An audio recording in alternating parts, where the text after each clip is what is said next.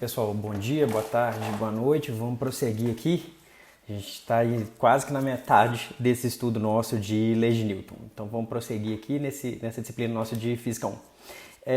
Eu não vou fazer toda aquela revisão que eu estava fazendo, mas só que já fica a dica para vocês treinarem algumas coisas. Dentre elas, decomposição de vetores. Agora, com essa segunda lei de Newton, vocês já devem ter visto por que isso é tão importante. Por quê? Porque a segunda lei de Newton me fala que a força resultante é igual a massa vezes aceleração. E a força resultante é a soma de forças. E força é um vetor. Então a gente tem que saber decompor vetores para somar esses vetores da maneira correta. Mas vamos só revisar rapidinho aqui. Primeira lei de Newton. Primeira lei de Newton, ela me fala que se nenhuma força atua num corpo, ou se a soma de forças for nula, a velocidade dele não pode mudar. Ou ele está parado ou em movimento retilíneo uniforme. Ela também fala no sistema de referencial inercial, onde a gente vai trabalhar com as leis de Newton. A gente também já definiu massa. Massa para a gente aqui, pragmaticamente, vai ser quantidade de matéria ou inércia do corpo, é medida em quilos. E massa é um escalar positivo, certo? A gente também já falou um pouquinho sobre forças. Força vai ser uma interação entre partes. Ela é capaz de acelerar um objeto, então a força vai ser a causa de uma aceleração do objeto, um objeto de massa m, e a força é um vetor, tá certo? Isso é muito importante pra gente. Então, beleza. Dada aí a primeira lei de Newton, que me fala de sistema de referencial inercial, e dada essa definição de força e de massa, e a gente já tinha visto lá as definições de posição, velocidade e aceleração, vamos prosseguir para a segunda lei de Newton. A segunda lei de Newton ela me fala que a força resultante que atua no corpo, isto é, a soma de todas as forças que atuam no corpo, é igual ao produto de sua massa pela sua aceleração. Bacana. O que a segunda lei de Newton matematicamente quer me dizer é isso aqui, ó, que a força resultante, que é a soma de forças que atuam no corpo, onde força é um vetor, isso aqui é igual a massa vezes aceleração. A segunda lei de Newton, de fato, depois a gente vai ver, dando um spoiler aqui, ela me fala que a força resultante ela é igual à taxa de variação do momento linear no tempo. Mas só que isso aqui vão deixar só de spoiler, mais na frente a gente vai ver. Certo? Então, dadas as forças que atuam no corpo, em princípio a gente consegue saber a aceleração. Sabendo a aceleração, a gente sabe a velocidade. Sabendo a velocidade, em princípio, a gente sabe a posição. Então, a ideia é essa aqui, ó. Sabendo a posição e velocidade inicial e sabendo quais forças estão atuando no corpo. Com a segunda lei de Newton, a gente sabe qual que é a aceleração. Sabendo a aceleração, a gente sabe a velocidade, em princípio. Isso aqui pode se tornar muito difícil de calcular, mas sabendo a soma de forças, a gente sabe a aceleração. Sabendo a aceleração, a gente sabe a velocidade. Sabendo a velocidade, a gente sabe a posição. E com isso, a gente tem o movimento de um corpo ou de um sistema de partículas. Então, nosso projeto é esse aqui, certo? Nosso projeto é estudar esse tipo de fluxograma aqui. Então, a gente tem que conhecer as forças que estão atuando no corpo. Nessa disciplina, a gente trabalha com algumas forças. O Halliday chama ela de especiais. Eu gosto sempre de chamar de especiais, entre aspas, porque é uma força, uma interação entre partes, dadas aquelas 4 forças fundamentais que a gente estudou em outro vídeo, certo? Mas eu vou continuar chamando de forças especiais porque vai seguir a referência que normalmente a gente costuma usar. Mas esses especiais, pensem ele como aspas, porque é só um nome, é um rótulo que a gente está dando para um certo tipo de interação entre partes. Tá beleza? Então vamos seguir. Meu projeto nesse vídeo aqui, minha proposta nesse vídeo aqui é falar dessas principais forças que a gente vai trabalhar nessa disciplina. Vai faltar uma força que a gente vai falar lá quando a gente for falar de trabalho e energia, que é a força elástica. Mas só que para essa parte de leis de Newton, essas forças que eu vou tratar aqui agora já bastam para a gente estudar. Tá beleza? Então vamos seguir aqui. Primeira força especial, vocês vão ver que eu sempre coloquei esse especial entre aspas, porque é uma força, interação entre partes. A força gravitacional, o peso. Vocês lembram lá quando eu falei de massa? Massa é diferente de peso. Peso é uma força.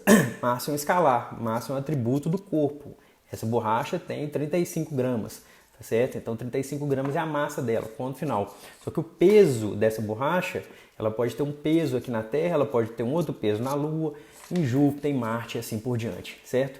E aí, esse especial aqui entre aspas, vocês vão ver que eu vou colocar essa palavrinha aqui em vermelho em todas essas forças. Essas forças elas vão ter esse sempre, só que esse sempre aqui, dada a limitação dessa disciplina. Dada a limitação dessa disciplina, esse sempre aqui vai valer, beleza? Dada a limitação dessa disciplina, dado esse limite que a gente vai trabalhar nessa disciplina, esse sempre aqui vai valer. A gente vai sempre trabalhar aqui com a força peso atuando próximo da superfície da Terra. Então, próximo da superfície da Terra, a gente sempre pode assumir que essa força peso ela é sempre vertical para baixo. Então, a força peso vai ser sempre vertical e para baixo. É muito comum uma pessoa pegar num plano inclinado, assim, por exemplo, desenhar a força peso nessa direção aqui, ó, na direção perpendicular ao plano.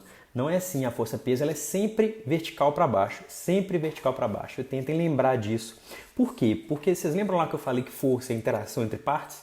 A força aqui, a força-peso, ela é uma interação entre duas partes. É a interação, por exemplo, entre esse bloquinho e a Terra. Aqui é entre esse bloquinho e a Terra. Aqui é entre esse bloquinho e a Terra. Então, como é uma interação entre o bloquinho ou minha borracha, ou que seja o meu corpo aqui, que quando eu der um pulo, quando eu der um salto para cima, eu caio no chão de novo, essa é a interação minha com a Terra. Então é esse tipo de interação que a gente está trabalhando e a força-peso ou a força gravitacional, ela é sempre vertical para baixo, certo? Nesse limite dessa disciplina que a gente está trabalhando. E além disso, para esse limite também que a gente vai trabalhar sempre próximo à superfície da Terra, a força-peso ela tem sempre esse valor aqui, ó, é a massa do corpo vezes a gravidade. Então para cada exemplo aqui, por exemplo, tem esse bloquinho em cima dessa tábua cinza aqui. A força-peso desse bloquinho está apontando vertical para baixo. Agora eu tenho um bloquinho de cabeça para baixo aqui, é como se eu estivesse segurando essa borracha aqui, ó, na minha mão, tá certo? É isso aqui, é essa situação aqui na letra B. Então, olha só, eu tenho aqui a borracha presa na minha mão, o peso dessa borracha também está apontando para baixo, tá certo? Essa borracha só não cai porque eu estou com o meu dedo aqui. Se eu soltar o dedo, ela vai cair, beleza? Se eu tenho agora um plano inclinado, depois nós vamos fazer um exemplo só de plano inclinado, o peso desse bloquinho aqui no plano inclinado é vertical para baixo e o valor dele é mg, tá certo? O peso vai ser sempre mg. O peso, a força-peso, esse vetorzinho aqui, o módulo dele é mg. E aqui nesse círculo aqui também, o peso vai estar sempre apontando para baixo e o módulo dele é mg. Então, peso sempre vertical para baixo e o módulo dele é mg, dado que a gente esteja trabalhando próximo à superfície da Terra. Então, esse é um tipo de força que a gente vai trabalhar. Um outro tipo de força que a gente vai trabalhar é a força normal. Especial aqui também, entre aspas, especial porque vai ter sempre essa palavrinha N. A normal é uma força de interação também entre partes. Na verdade, a normal é uma força de interação quando eu tenho, por exemplo, essa borracha aqui na minha mão, certo? Eu tenho contato da borracha com a minha mão. Então, a minha mão, ela exerce uma força na borracha perpendicular para cima.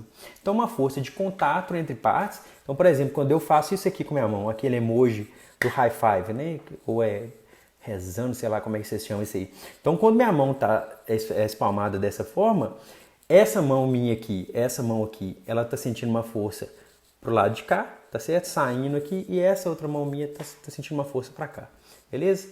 Então a força normal ela é uma força de contato entre duas superfícies e ela é sempre perpendicular à superfície de contato. Diferentemente da força-peso, que ela era sempre vertical para baixo, a força normal, por exemplo, a força normal que esse bloquinho aqui cinge na letra A, dado que ele está em contato com essa tábua cinza aqui, a força normal é vertical para cima. Só que agora esse bloquinho aqui na letra B, ele está em contato ao contrário aqui, tá certo? Então, olha só, enquanto a força-peso dele está vertical para baixo, a força normal também está. Por quê? Porque é normal com relação a essa mão que está segurando em cima aqui, né? Que eu estou fazendo a simulação da letra B ali. Então, a força que essa mão minha que está em cima exerce na borracha é uma força vertical para baixo, que é o que a gente chama de força normal. Aqui no plano inclinado, eu tenho esse bloquinho aqui e ele está em contato com o plano inclinado assim. Como a força normal ela é perpendicular à superfície de contato, a força normal vai estar apontando nessa direção. E aqui a mesma coisa, se esse bloquinho meu está em contato com essa pista circular, para cada ponto aqui, a força normal ela é perpendicular à superfície de contato do bloquinho com relação a essa trajetória circular aqui. Beleza? Então a força normal ela é sempre perpendicular à superfície de contato, sempre perpendicular à superfície de contato, e a força normal ela não tem um valor já fixo igual à força-peso, tá certo? A força-peso era sempre mg, vertical para baixo, a força normal ela vai depender de cada caso a gente estudar qual que é o valor da força normal, beleza? Então a próxima força que a gente vai estudar, essas forças especiais, é a força de tração ou tensão em cordas. Essa força de tração é uma força de interação transmitida através de uma corda de um objeto. Então eu tenho esse senhorzinho aqui puxando esse cilindro, ele amarrou uma corda e está puxando esse cilindro. Então a força de tração que essa corda está realizando no cilindro é uma força que ela vai estar apontando para fora aqui do cilindro e ao longo da corda, tá certo? Então essas forças de tração, elas são sempre ao longo das cordas que a gente vai utilizando. Nessa disciplina a gente vai se limitar a utilizar cordas sem massa e sem, a não ser que é dito o contrário, mas sem a questão elástica dela, é uma corda fixa, é um arame, tá certo? Então ela é sempre ao longo da corda e saindo de cada objeto. Então eu coloquei mais um exemplo aqui, por exemplo, nessa letra A, eu tenho aqui um objeto maior amarrado, sempre que tiver tracejado aqui, tracejado é uma corda. Então eu tenho um objeto maior amarrado ao objeto menor aqui. Então esse objeto aqui está sendo puxado para a direita, então nessa corda aqui que está segurando o objeto eu tenho uma força de tração T1 e T2. E para cada corda que a gente vem analisando nessa disciplina, as forças de tração para cada corda elas têm que ser iguais. Tá certo? Porque a corda ela não vai dar barriga, ela não vai aquelas barrigas para baixo assim, elas são cordas inextensíveis que elas só vão transmitir a força de um objeto para o outro, tá beleza? Então nesse aqui é a mesma coisa, eu tenho aqui um bloquinho aqui com outro bloquinho, aqui as forças são diferentes porque eu utilizei a roldana aqui com alguma certa massa, tá certo? Mas só que aqui vocês estão vendo que a força de tração ela está ao longo da corda e saindo dos objetos. Então nesse exemplo aqui, essa tracejada aqui é uma corda, então aqui eu tenho que a força ela está ao longo da corda e saindo do objeto. O que a corda vai fazer é transmitir a força e alterar a direção dessa força, tá certo? É isso que ela vai fazer nesse caso aqui.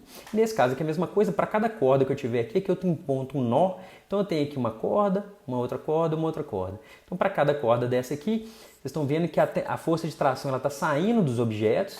Aqui está saindo do nó também, o nó aqui para mim vai ser um objeto, e ela é ao longo da corda. Esse que é o sempre aqui dessas forças de tração. Ela é sempre ao longo da corda e saindo de cada objeto. Beleza? A próxima força que a gente vai trabalhar é uma força que, na verdade, vocês já poderiam estar refletindo sobre ela. A gente já viu em outro vídeo a aceleração centrípeta. Então, sempre que a gente tiver um objeto se movendo no movimento circular uniforme, onde a velocidade é constante, só que a direção da velocidade muda o tempo inteiro, esse objeto vai estar sujeito a uma força, a uma aceleração centrípeta. A gente calculou isso lá no outro vídeo lá de cinemática. Mas só que lembre só, a segunda lei de Newton me fala o seguinte, que uma força ela está relacionada a uma aceleração, tá certo? A força que vai ser a causa de uma certa aceleração. Então, por exemplo, nessa letra A aqui, a força gravitacional será responsável pela força centrípeta que a gente chama. Por quê? Porque esse objeto aqui ele vai estar sujeito a uma aceleração centrípeta. Então a força centrípeta ela é a causa da aceleração centrípeta. Aqui seria uma pedrinha sendo rodada aqui, tá certo? Foi uma corda, esse tracejado aqui é sempre uma corda, então eu tenho uma tração. Essa força de tração ela vai estar puxando a pedrinha para o centro, só que ela vai estar rodando ao mesmo tempo, tá certo? Então essa força de tração vai ser responsável pela força centrípeta.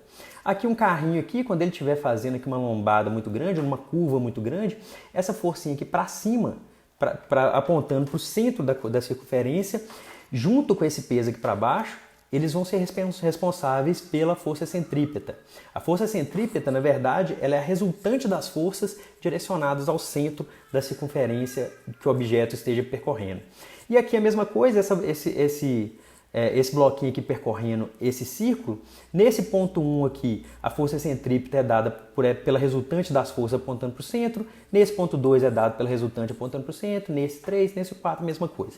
Vocês estão vendo o seguinte, a força centrípeta não existe uma força só, ou falar assim, não é sempre a força gravitacional, é sempre a força de tração. Não, vocês vão ter que analisar em cada caso, a força centrípeta ela é a resultante das forças que está apontando para o centro da circunferência que o objeto esteja percorrendo, tá beleza?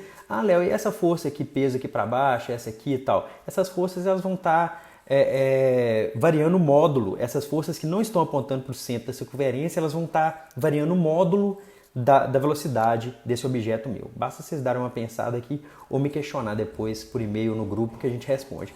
Então a força centrípeta é resultante das forças direcionadas para o centro da circunferência. A gente já sabia que a aceleração centrípeta é V2 sobre R, então a força centrípeta é M V2 sobre R, massa vezes aceleração.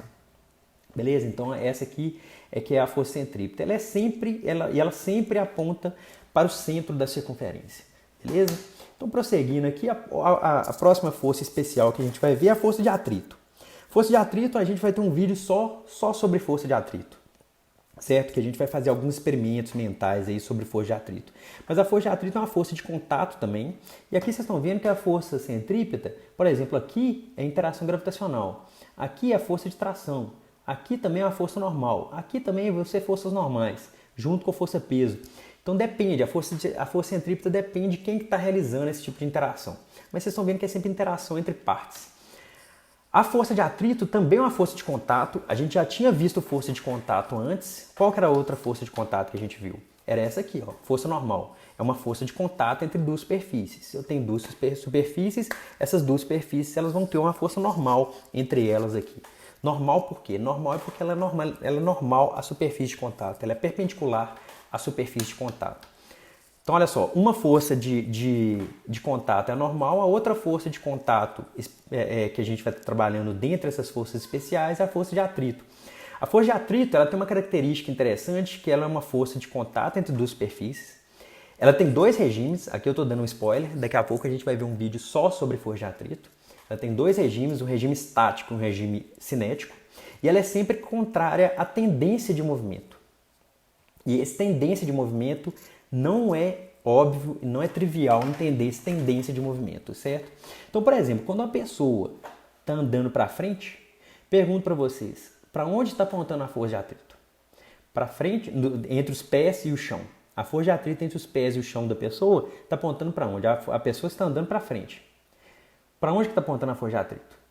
Eu vou contar aqui, mas eu queria que vocês dessem uma refletida. A força de atrito está apontando para frente, tá certo?